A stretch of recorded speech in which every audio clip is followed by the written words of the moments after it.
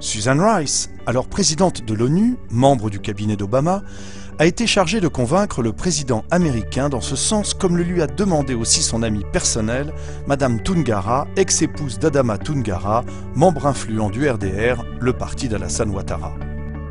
La pression monte d'un cran contre Youssouf Bakayoko et Choi, qui, redoutant un soulèvement populaire sans commune mesure des partisans de Laurent Gbagbo, opposent un refus catégorique à cette entreprise périlleuse.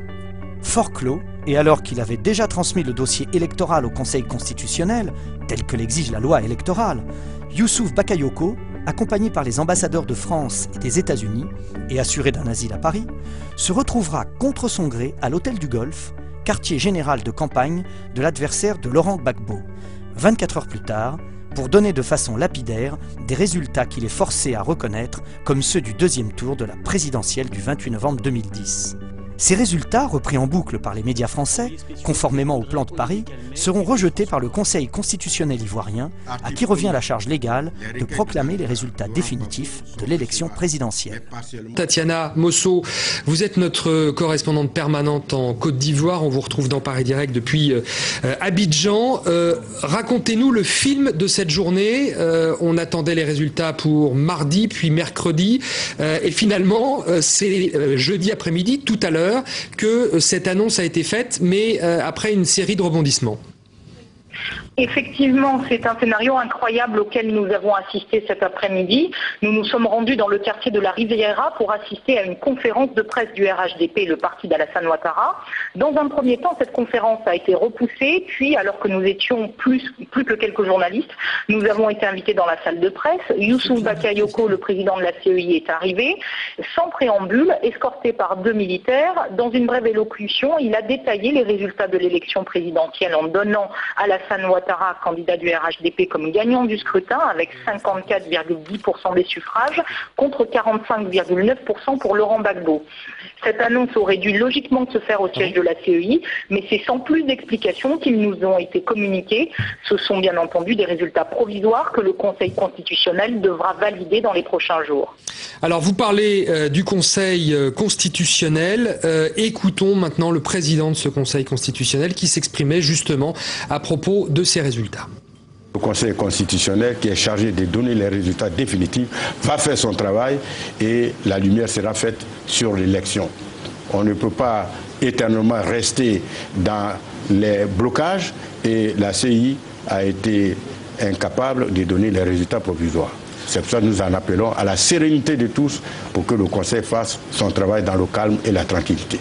Alors la sérénité de tous, toute la communauté internationale évoque ça. D'ailleurs, le Conseil de sécurité de l'ONU en a parlé, la Cour pénale internationale s'en est mêlée également. Mais concrètement, quand on entend ce président du Conseil constitutionnel dire que ces résultats sont encore en pointillés d'une certaine manière, qu'est-ce que ça veut dire, Tatiana ? Alors justement, après le délai expiré hier pour la CEI de proclamer les résultats provisoires, le dossier était désormais naturellement entre les mains du Conseil constitutionnel. C'est ce que c'est explicite dans le code électoral. Il faut préciser qu'avant cette annonce des résultats par le président de la CEI, le Conseil constitutionnel avait déclaré avoir été saisi déjà par la CEI. Devant la taille de l'enjeu qui se résume au départ de Gbagbo du pouvoir, car résolu, estime Nicolas Sarkozy à se tourner vers des partenaires inhabituels, en l'occurrence la Russie et la Chine, les pouvoirs de Paris et des États-Unis vont prêcher, chacun pour sa chapelle, et jouer la carte de la fiction politique et du lynchage médiatique. Comme ici, l'exemple de ce jeune homme qu'aurait tué les patriotes selon les chaînes de télévision européennes et qui, contre toute attente, se relèvera quelques instants après, une fois le scénario terminé, ignorant qu'il était filmé cette fois d'une autre caméra cachée, plus impartiale.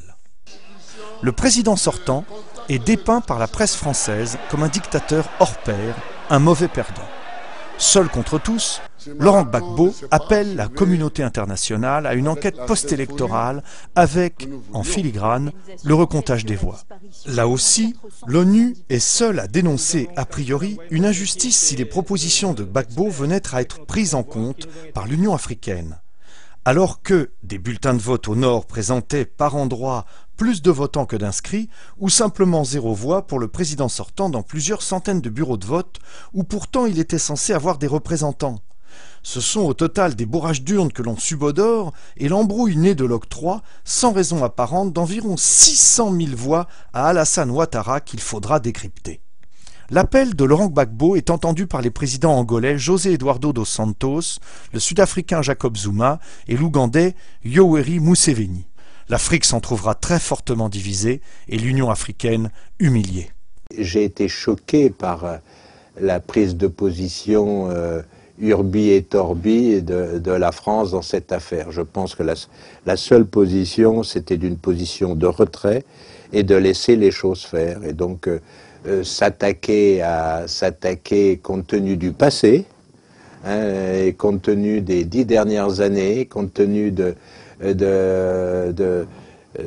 ce qu'on savait des raisons de la crise ivoirienne, c'est-à-dire du rôle de Soro, du rôle des puissances étrangères. Je pense que la seule politique que moi j'aurais admise, ça aurait été au minimum le silence.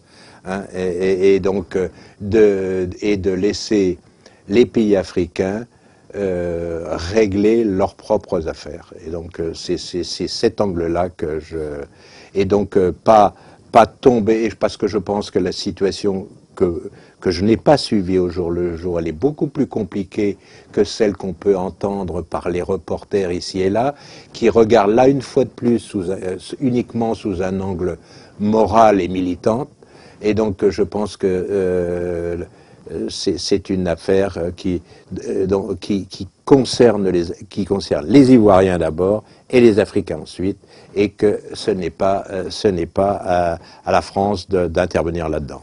Je trouve que, en tout cas, critiquer violemment un recomptage des voix me semble, quand on veut vraiment mettre au pinacle comme valeur fondamentale la démocratie, ça me semble un peu contradictoire de ne pas au moins accepter cette affaire de recomptage des voix. Moi, ça ne me choquait pas du tout qu'on accepte le recomptage des voix, puisque s'il y a eu fraude et qu'il y a un problème, autant recompter les voix. Donc, moi, je trouvais que c'était... si c'était la demande d'un côté, il fallait recompter les voix. Blaise Compaoré, le président burkinabé, et ses homologues Abdoulaye Wade du Sénégal et Jonathan Goodluck du Nigeria se voient arracher le dossier ivoirien. Mais Paris n'a pas encore dit son dernier mot. Les sanctions économiques contre la Côte d'Ivoire se multiplient pour pousser les populations à la rue contre Gbagbo. C'est-il seulement le président ivoirien qu'il est pris au piège de la bataille américano-française pour le contrôle du golfe de Guinée? La Côte d'Ivoire demeure un pays essentiel, avec son hub port, le deuxième d'Afrique après celui de Durban en Afrique du Sud, sa position médiane sur la côte atlantique et ses infrastructures économiques inégalées en Afrique de l'Ouest. Toutes choses qui devraient permettre des exportations rapides vers l'Europe et l'Amérique au départ du golfe de Guinée. Si les Congolais craignent que le scénario ivoirien se produise chez eux en 2011, c'est aussi parce que Joseph Kabila, en plus de la reconstruction des infrastructures, a aussi ouvert le jeu, passé d'importants accords avec les Chinois et diversifié les partenaires. Le FMI lui refusera même un prêt, lui reprochant ses transactions avec la Chine. Les termes des attaques, reposant sur des faits réels et sur un incontestable durcissement du régime, se dessinent déjà. La corruption de l'entourage présidentiel, les violations des droits de l'homme. Quant à Laurent Gbagbo, s'il n'a pas réellement touché aux intérêts français, Total vient de se voir accorder un important champ pétrolier, Bouygues et Bolloré n'ont rien perdu, il a lui aussi fait jouer les appels d'offres, invité de nouveaux acteurs économiques qui, craint Paris, pourraient se rapprocher ainsi du golfe de Guinée. Il est également reproché à Gbagbo d'avoir laissé s'implanter les Libanais. La France a ainsi vu disparaître son hégémonie d'autrefois. De la même manière qu'au Congo, les Européens doivent désormais côtoyer de nouveaux partenaires. Derrière le maintien ou non de Gbagbo au pouvoir, se joue le contrôle du golfe de Guinée, cet Eldorado pétrolier que Français ou Américains, en perte de vitesse dans le monde arabe et unis pour cette fois, ne souhaitent pas voir passer en d'autres mains. À leurs yeux, Alassane Ouattara, ami personnel de Sarkozy, ancien directeur du FMI, gestionnaire libéral, représente un interlocuteur beaucoup plus crédible que Gbagbo le nationaliste. La France a vraiment perdu son influence. Pour moi, si la France n'avait pas perdu son influence, on ne serait pas arrivé à cette situation de novembre 2004 en Côte d'Ivoire, à voir des parachutistes français qui étaient venus en fait pour pacifier, entre guillemets, une crise ivoirienne et qu'on finit par tirer sur des Ivoiriens en novembre 2004. Donc ça veut dire qu'on voit bien comment la France n'a pas finalement ni mesuré, ni n'avait les capacités d'analyser réellement les situations et de faire ce qu'il voulait faire. Elle a perdu quelque part sa science africaine en considérant qu'il y a une période où vraiment elle contrôlait tout. Il ne faut pas le nier, il y a une période où c'est vrai que la France contrôlait réellement ses anciennes colonies, ce qui n'est plus le cas depuis la fin de la guerre froide, et souvent les Africains ne se rendent pas compte à quel point la France a perdu cette influence. Encore une fois, ça ne veut pas dire que dans un certain nombre de situations, la France n'a pas à un moment donné, à des périodes très précises, poussé, selon ses intérêts, pousser l'un ou l'autre dirigeant africain.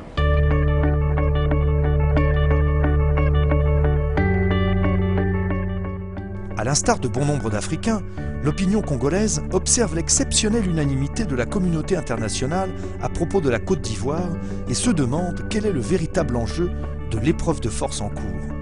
Quant au gouvernement de Kinshasa, issu de la majorité présidentielle, il n'entend pas se laisser piéger dans un scrutin à 2 tours qui permettrait à tous les candidats de l'opposition de se rallier à une candidature commune dirigée contre le président sortant, et il envisage de passer à un simple scrutin majoritaire. Le Congo garde encore présent à l'esprit ces terribles phrases prononcées par Nicolas Sarkozy en 2010 dans la région des Grands Lacs. Quant à la région des lacs, la violence s'est une nouvelle fois déchaînée. L'option militaire n'apportera aucune solution aux problèmes de fond qui se posent de façon récurrente depuis bien davantage que 10 ans. Il faut trouver une nouvelle approche pour apporter aux pays de la région l'assurance que l'ensemble de ces questions sera réglé de façon globale. Cela met en cause la place, la question de l'avenir du Rwanda, avec lequel la France a repris son dialogue, pays à la démographie dynamique et à la superficie petite. Cela pose aussi la question de la République démocratique du Congo, pays à la superficie immense et à l'organisation étrange des richesses frontalières. Il faudra bien qu'à un moment ou un autre, il y ait un dialogue qui ne soit pas conjoncturel, mais un dialogue structurel. Comment, dans cette région du monde, on partage l'espace, on partage les richesses, et on accepte de comprendre que la géographie a ses lois, que les pays changent rarement d'adresse et qu'il faudra apprendre à vivre les uns à côté des autres.